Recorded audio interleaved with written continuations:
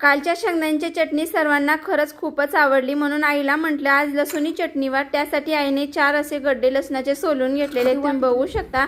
त्यानंतर 1 वाटी लाल तिखट टाकलेला आहे, त्यामध्ये अर्धी वाटी मीठ टाकत आहे आणि 2 चम्मच जिरे पण टाकणार आहे त्यामध्ये, हे बघा असं। त्यानंतर जे सोललेलं लसूण आहे ना, ते लसूण पण यामध्ये टाकून देणार आहे आणि एकदम छान असं खल्लूमध्ये वाटून घेणार आहे।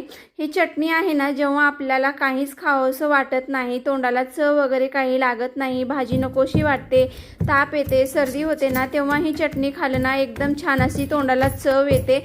म्हणूनच ऐकून मी आज वाटून घेत आहे। एकदम छान असा कलर आलेला आहे तुम्ही बघू शकता आणि एकदम लवकर होते, जास्त वेळ लागत नाही। अगदी 2 पाकळ्या घेऊन 1 चम्मच तुम्ही लाल तिखट पण टाकून खाऊ शकता, झटपट होते। तयार आहे आपली लसूणी चटणी। तुम्हाला ही चटणी कशी वाटली नक्की कळवा आणि हो, चॅनलला जर तुम्ही अजून लाईक सबस्क्राईब केलं नसेल तर नक्कीच करा। बाय, भेटू दुसऱ्या व्हिडिओमध्ये।